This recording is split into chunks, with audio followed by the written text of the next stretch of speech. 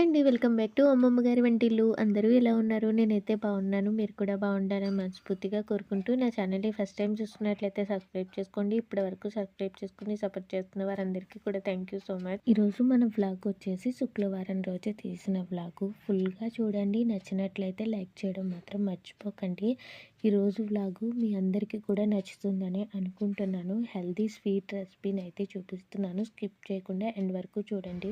రోజు ఉదయాన్నే లేచి ఇంట్లో పనులన్నీ కూడా పూర్తి చేసుకుని ఫ్రెష్ అయిపోయి దేవుడి దగ్గర పువ్వులు అవి కూడా సర్దేసుకుని పూజ అయితే చేసుకుంటాను. శుక్రవారం అని చెప్పి కామాక్షి దీపం వెలిగించుకుని అమ్మవారి అష్టోత్తర శతనామాలు చదువుకుంటూ కుంకుమ పూజ చేసుకొని అమ్మవారి అష్టోత్తరాలు అవి కూడా చదువుకొని పూజ అయితే చేసేసుకున్నాను. ఆ తర్వాత తులసి కోట దగ్గర గడప గది కూడా పూజ చేసుకుని ఇల్లంతా కూడా సాంబ్రాణి ధూపం వేసుకుని టిఫిన్ కింద సోర్జావ్ ప్రిపేర్ చేసి మిక్సర్ పిండి అట్లు వేద్దామని చెప్పి పిండి అయితే కలుపుకున్నాను. కరాచీ నూక, గోధుమ పిండి, బియ్యం పిండి, అలానే కొంచెం శనగపిండి వేసుకొని అట్లు వేసుకుంటే బాగుంటాయి. అందుకు కొంచెంసేపు పిండి నానితే అట్లు బాగా వస్తాయని చెప్పేసి పిండి కలిపేసి పెట్టేసుకొని స్టవ్ మీద సోర్జావ్ అయితే చేస్తున్నాను. సోర్జావ్ అయిపోయిన తర్వాత అది ఒక సైడ్కి పెట్టేసుకుని అట్లు వేసేసి ఫస్ట్ మా వారికి టిఫిన్ పెట్టేసి సోడిజావలో మజ్జిగ కూడా కలిపేసి ఇచ్చేసిన తర్వాత నేను కూడా అట్లు వేసుకుని తినేసి వంట అయితే స్టార్ట్ చేశాను. ఈరోజు లంచ్లోకి క్యాబేజీ టమాటా కర్రీ అయితే వండుతున్నాను. ఫస్ట్ క్యాబేజీ ముక్కల్ని సన్నగా కట్ చేసేసుకుని కుక్కర్లో వేసుకొని ఉడికించేసుకున్నాను. అవి ఒక గిన్నెలోకి తీసుకుని స్టవ్ పై ఒక గిన్నెని పెట్టుకుని 1.5 స్పూన్ ఆయిల్ యాడ్ చేసుకుని అందులో కొంచెం జీలకర్ర, కరివేపాకు వేసుకొని సన్నగా కట్ చేసిన ఉల్లిపాయ ముక్కలు వేసుకొని అవి ఫ్రై అయిపోయిన తర్వాత ఒక టమాటాని కట్ చేసి వేసుకొని అవి కూడా ఫ్రై అయిపోయిన తర్వాత ముందుగా ఉడికించుకున్న క్యాబేజీ ముక్కలు వేసుకొని ఫ్రై చేసుకోవాలి.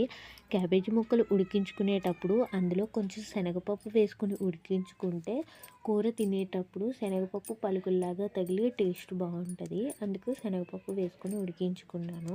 ఉల్లిపాయ టమాటాలు బాగా ఫ్రై అయిపోయిన తర్వాత కొంచెం అల్లం వెల్లుల్లి పేస్ట్ వేసుకొని పచ్చివాసన పోయేంత వరకు ఫ్రై చేసుకోవాలి. నేను క్యాబేజీ తింటాను కానీ నాకు క్యాబేజీ స్మెల్ అంటే అస్సలు నచ్చదు. క్యాబేజీ పప్పు తినేదాన్ని కానీ క్యాబేజీ టమాటా అస్సలు తినేదాన్ని కాదు. కూరగాయలు ఎప్పుడైనా కూడా మనం కూర వండుకునే విధానంలో ఉంటుంది తప్ప కూరగాయ బాగోపోవడం అనేది ఏమీ ఉండదు. మనం వండుకునేలాగా వండుకుంటే టేస్ట్ చాలా బాగుంటుంది. అందుకని చెప్పి ఒకసారి క్యాబేజీ టమాటా ఏం చేశానంటే ఉల్లిపాయలు ఫ్రై చేసుకుని క్యాబేజీ ముక్కలు డైరెక్ట్గా వేసేసుకుని మగ్గించుకుని ఆ తర్వాత టమాటా ముక్కలు వేసుకొని మసాలా ఏం వేయకుండా ఉప్పు కారం అది వేసుకొని ఎలా సంథింగ్ వండుకున్నాను. అలా వండుకుంటే అస్సలు టేస్ట్ బాగోలేదు. క్యాబేజీ కూర అంతా కూడా స్మెల్ వచ్చేసి నాకు అస్సలు నచ్చలేదు. ఇంకెప్పుడు కూడా క్యాబేజీ తినకూడదేమో అన్న ఫీలింగ్ అయితే వచ్చేసింది. అలా మనం ఎప్పుడూ కూడా అనుకోకూడదు. ఒకసారి వండుకున్నామంటే బాలేదని చెప్పేసి ఆ కూరగాయని మీదే విరక్తి పెట్టుకోకూడదు. నాకు నచ్చింది క్యాబేజీ స్మెల్లే కాబట్టి స్మెల్ రాకుండా కూర అయితే వండుకుంటాను. అందుకని ఏ కూరల్లో మసాలా వేయకపోయినా కానీ ఈ కూరలో కంపల్సరీగా మసాలా వేసుకుంటాను. కొంచెం గరం మసాలా కూడా వేసుకుంటాను. అలా వేసుకుంటే ఫ్లేవర్ చాలా బాగుంటుంది. ఈ కూర కూడా చాలా సింపుల్గా వండేయచ్చు. ఎందుకంటే ముందుగానే మనం క్యాబేజీ ఉడికించేసుకుంటాం కాబట్టి వాటర్ అవి ఎక్కువ వేసి కూడా ఉడికించిన అవసరం లేదు. అందుకని ఈరోజు నా గ్యాస్ మీద ఎటువంటి మరకలు కూడా పడలేదు. చాలా సింపుల్గా వంట అయితే అయిపోయింది. కూర ఉడికిపోయిన తర్వాత అది ఒక పక్కకు తీసేసి మళ్ళీ రైస్ కూడా కడిగేసి పెట్టేశాను. మొన్న వేసుకున్న మెంతికూర మొన్నటి మీద ఈసారి ఇంకా గుజ్జుగా వచ్చింది. వేసిన ప్రతి విత్తనం కూడా మొక్క అయితే వచ్చింది. అంటే మట్టి అదే మట్టిలో వేయకుండా మళ్ళీ కొత్త మట్టి వేసాను కదా, అందుకే కొంచెం బలంగా వచ్చాయి. వాటన్నిటికీ కూడా వాటర్ అయితే వేస్తున్నాను. ఎక్కువ వాటర్ కూడా వేయకూడదు. మళ్ళీ వాటర్ ఎక్కువ వేసినా కూడా చిన్న మొక్కలుగా ఉన్నప్పుడు ఓటు ఎక్కువ వేయి చచ్చిపోతాయి. పాలకూర విత్తనాలు వేసినందుకైనా ఒక్క మొక్క కూడా రాలేదు. విత్తనాలు బూజు పట్టినట్టు అయిపోయాయి. అందుకేమో ఇంకా మొలకెత్తవేమో. కానీ వాటర్ వేయడం మాత్రం మానలేదు. కొన్ని వాటర్ వేస్తూ ఉంటే మట్టిలోకి వెళ్ళి లేట్గా అయినా మొలకెత్తుతాయేమో అని చెప్పేసి మొక్కలకి వాటర్ వేసేసిన తర్వాత బట్టలు కూడా చాలా తక్కువగానే ఉన్నాయి. అవి నానబెట్టేసుకొని బట్టలు ఉతికేసుకుని ఆరబెట్టేసుకున్నాను. ఈరోజు గిన్నెలు కూడా చాలా తక్కువగా ఉన్నాయి. అవి కూడా క్లీన్ చేసేసుకున్నాను. ఈరోజు అసలు పని చేసినట్టే లేదు. చాలా తొందరగా అయిపోయింది. మనం రోజు చేసుకునే పనులే అయినా కానీ ఒక్కొక్కసారి చాలా తొందరగా అయిపోతాయి. ఒక్కోసారి అయితే మనం ఎంత తొందరగా చేసుకుందాం అనుకున్నా కూడా ఆలస్యం అయిపోతాయి కదా. మొన్నటి వరకు కొత్త సంవత్సరం వచ్చేస్తుంది అనుకున్నాము. కానీ న్యూ ఇయర్ అయిపోయింది. అందరి ఇంట్లోకి కూడా కొత్త క్యాలెండరీస్ అయితే వచ్చేసి ఉంటాయి కదా. నేను క్యాలెండరీ వచ్చిన తర్వాత ఫస్ట్ సంక్రాంతి కదా, ఎప్పుడు వచ్చింది ఏ రోజు అని చెప్పేసి చూసుకుంటాను. ఆ తర్వాత జనవరిలో ఏమేమి పండుగలు వచ్చాయి అవన్నీ చూసుకుంటాను. జనవరిలో అయితే సంక్రాంతి తర్వాత రిపబ్లిక్ డే ఉంటుందంతే.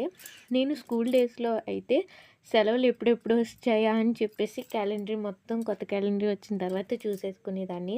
తర్వాత పుట్టినరోజు, అన్నయ్య పుట్టినరోజు, తర్వాత ఇప్పుడైతే పెళ్లి రోజులు, తర్వాత అయితే వద్దిని, శివాని, పూరీలు వీళ్ళందరూ పుట్టినరోజులు లైన్గా చూసేసుకుంటాను. ఈ సంవత్సరం అయితే పండుగలన్నీ కూడా ముందు సంవత్సరం కంటే ముందుగానే వచ్చేసాయి. ఈసారి సంక్రాంతి పండగ వెలుగులో వచ్చింది, అంటే పౌర్ణమి రోజు వచ్చింది. పౌర్ణమి రోజు వస్తే పండగ ఆ సంవత్సరం అంతా కూడా అంత మంచిగా ఉండదు అని అంటారు. అది ఎంతవరకు కరెక్ట్ అన్నది నాకు తెలీదు. ఈ పండగని ఏబ్రాసి పండగ అని అంటారంట. లంచ్ కంప్లీట్ అయిపోయిన తర్వాత ఆ మరుసటి రోజు మా పెళ్లి రోజు దేవుడి దగ్గర పెట్టుకోవడానికి, అలానే మా వారికి స్వీట్స్ అంటే చాలా ఇష్టం. హెల్తీగా ఇంట్లోనే ఏదైనా స్వీట్ చేద్దామని చెప్పేసి గోధుమలు తెప్పించి గోధుమ సున్నుండలు అయితే చేస్తున్నాను. గోధుమలు హెల్త్కి చాలా మంచివి కదా, ఫస్ట్ టైం చేస్తున్నాను, అందుకే చాలా తక్కువగానే చేస్తున్నాను. 1/2 kg గోధుమలు తెప్పించి అడుగు మందంగా ఉన్న ఒక కడాయిలో వేసుకొని లో ఫ్లేమ్లో ఫ్రై చేసుకోవాలి. గోధుమలు ఎంత బాగా ఫ్రై చేసుకుంటామో సున్నుండ టేస్ట్ అంత బాగుంటుంది. గోధుమలు కలుపుకుంటూ ఫ్రై చేసుకోవాలి. గోధుమలు కలుపుకుంటూ ఫ్రై చేసుకోకపోతే ఒక్కొక్క సైడ్ ఫ్రై అయ్యి ఒక్కొక్క సైడ్ ఫ్రై అవ్వకుండా ఉండిపోతాయి. అందుకు ఇలా గోల్డెన్ కలర్ వచ్చేంత వరకు ఫ్రై చేసుకోవాలి.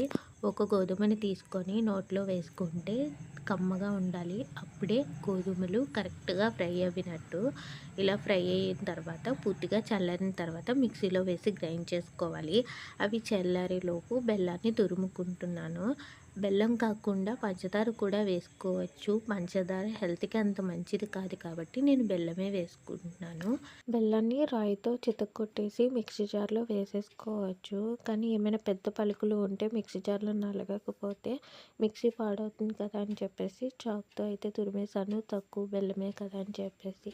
ఎంత బెల్లాన్ని తురిమేసినా కానీ మళ్ళీ మిక్సీ జార్లో వేసి గ్రైండ్ చేసుకుంటేనే పిండిలో బెల్లం బాగా కలుస్తుంది.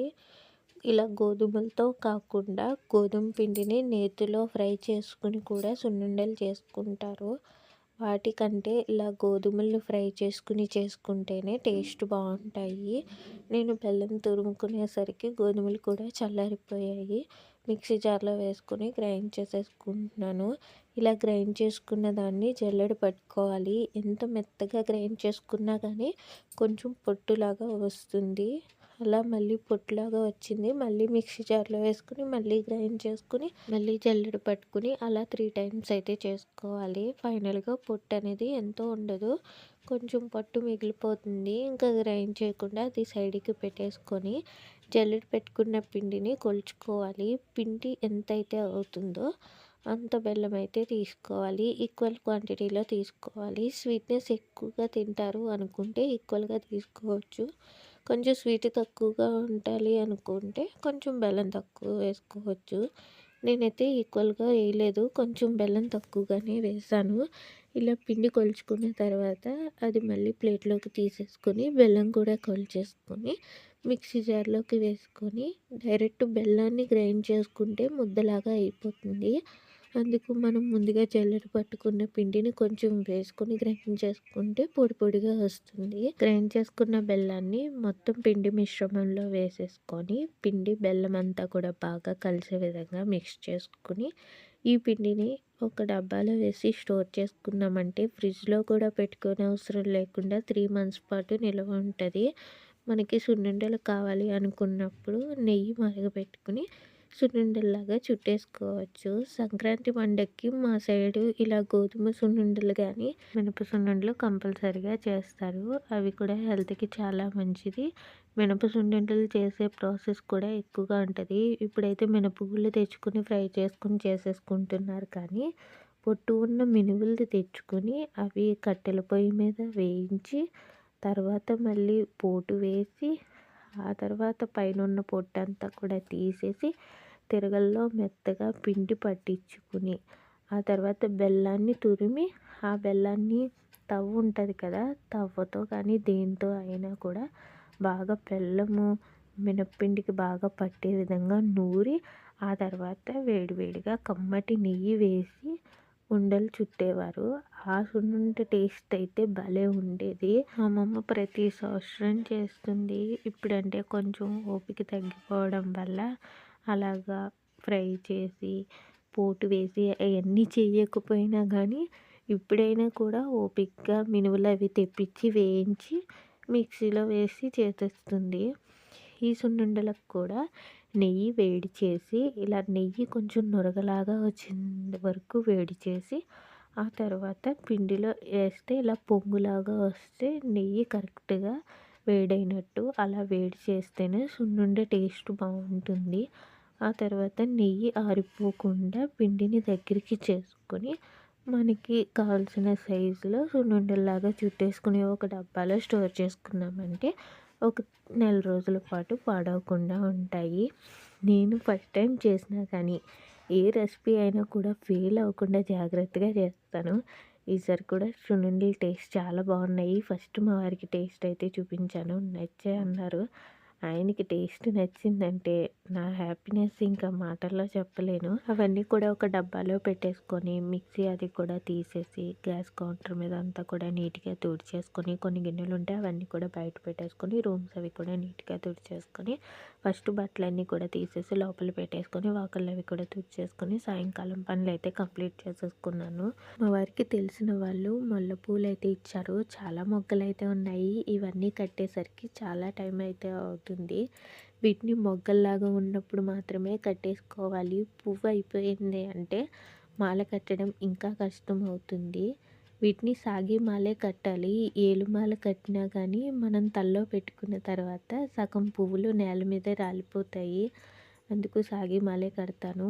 ఈ మాలలో మధ్యలో కనకాంబరం పువ్వులు అలానే చామంతి ఆకులు వేసుకుంటే మాల అందంగా కనిపిస్తుంది. నా దగ్గర చామంతి ఆకులు లేవు కానీ మధ్య మధ్యలో కనకాంబరం పూలు వేసుకుని అయితే మాల కట్టుకున్నాను. చాలా పెద్ద మాల అయ్యింది. టైం కూడా ఎక్కువగానే తీసుకుంది. ఇంకా మాల కట్టుకున్న తర్వాత ఆ దండని మంచులో వేస్తే బాగా ఇడుస్తుందని చెప్పేసి మంచులో పెట్టేసి డిన్నర్ చేసేసిన తర్వాత చేతికి కోన్ అయితే పెట్టుకున్నాను. నాకు వచ్చిన డిజైన్ అయితే వేసుకున్నాను. 2 చేతులకి పెట్టుకుందాం అనుకున్నాను. నాకు ఒక చేతికి మాత్రమే పెట్టుకోవడం వచ్చు. ఇంకొక చేతికి పెట్టుకోవడం రాదు. ఎవరు పెట్టేవాళ్ళు కూడా లేరు. అందుకని ఒక్క చేతికి మాత్రమే పెట్టుకున్నాను. ఈ వ్లాగ్ని ఇక్కడితో ఎండ్ చేసేస్తున్నాను. ప్లీజ్ వీడియో నచ్చినట్లయితే లైక్ చేయండి. వ్లాగ్ ఎలా ఉందో కూడా కామెంట్ చేయండి. Thank you for watching friends.